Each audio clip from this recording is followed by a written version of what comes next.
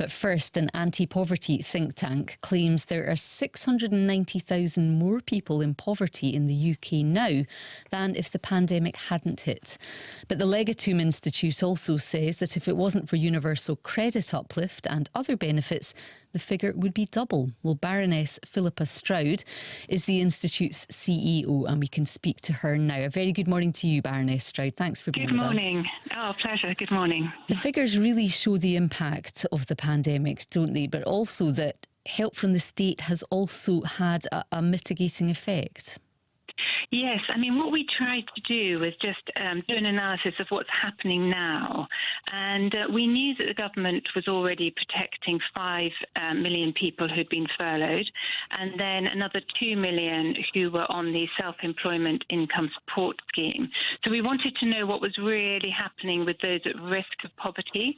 And we did an analysis which showed that if the government had stopped there, then there would be another 1.4 million people across the country in poverty. But because of the universal credit uplift, that £20 extra per week, that has shielded a further 700,000 people, which shows the power of that universal credit uplift.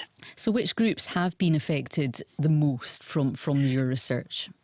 Yeah, so what's really interesting is that those people affected haven't been kind of uniform across society. So there are certain sectors, for instance, like the hospitality industry and tourism, where 81% of those people were either furloughed or lost their jobs, in comparison with only 16%, say, in the financial services.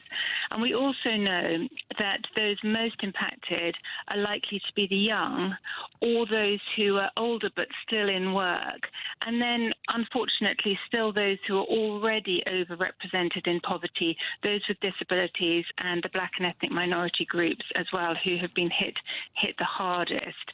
So it's been really interesting just looking at where this COVID pandemic is causing poverty across the UK. These are the first estimates of poverty in winter 2020 using the Social Metrics Commission's approach. Just explain to us how that works as a measurement. Yes. So what the Social Metrics Commission measure of poverty does, it acts like a balance sheet. So it looks at the total resources that are available to family, and then their inescapable costs, the things they can't not pay, things like their housing. But then what we also do, which other measures of poverty haven't done up until now, is that we also include debt and assets. So we exclude people who have higher levels of assets that they can access straight away, but we include people with levels of indebtedness, and we also take account of levels of extra expenditure on things like disability and childcare. Now, you've said that what the government action has done to help people in poverty, but given the dire economic warnings we heard from the Chancellor Rishi Sunak last week, how much longer is that likely to be able to continue to be a support to people? Well, it's really important that it is a support to people and that it does continue.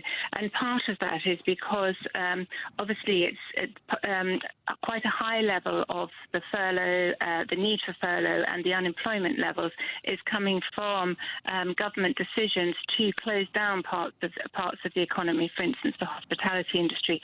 So where government action is actually impacting these industries directly, it's very, very important that that support remains in place. OK, thank you so much for being on with us this morning. Baroness Stroude there, who is the CEO of the Legatum Institute. And it's 22.